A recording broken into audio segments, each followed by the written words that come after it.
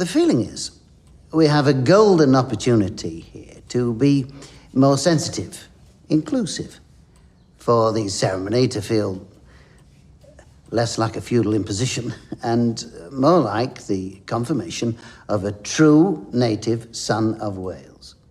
But my son isn't Welsh, so gestures are all we have. But gestures can be powerful.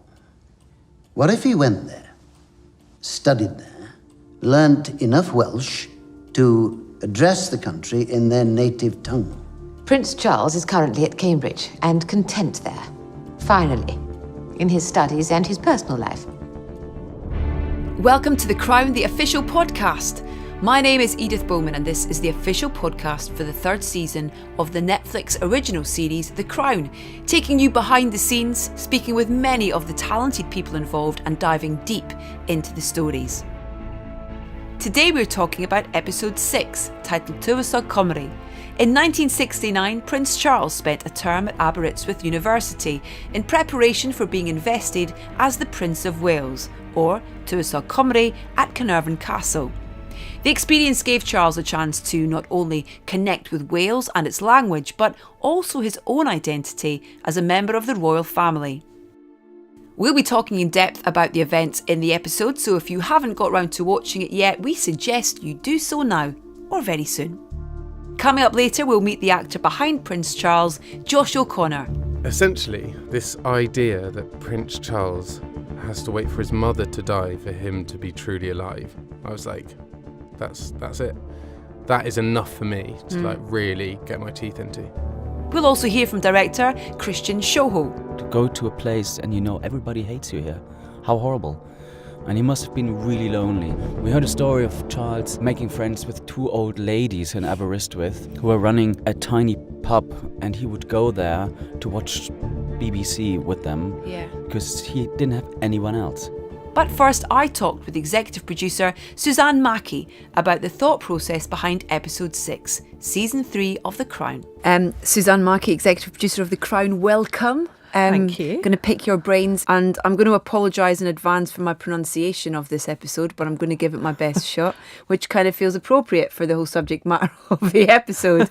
Tywysog Cymru is how I'm going to say it. That sounds there very we go. good. Episode 6, which is where we're introduced to young Charles. Prince Charles. Yes, of course, because, I love the fact that Prince Charles is such a significant character, of course, such a key character, key member of our royal family. But I love the fact that actually he doesn't come into season 3 until episode 6. There's something blissful about his absence, and the way in which he then enters the season has such impact, not least because Josh O'Connor, who plays him, is so damn good. Extraordinary. That it suddenly reshapes the season. It gives it a different rhythm, a different register, and he comes in with such force of nature.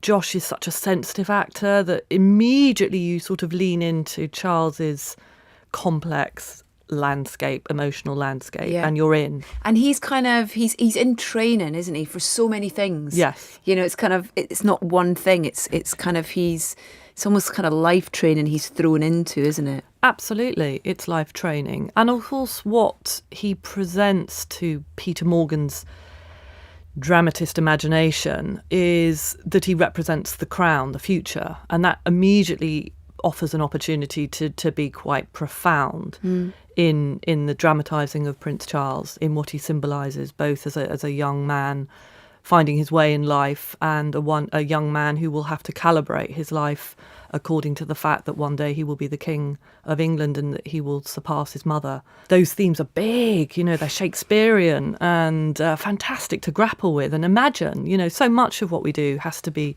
a conjecture of sorts. Yeah. The notion that his life will only become realised, if you like, when his mother passes away is really complex and knotty and sort of brilliant to imagine and grapple with.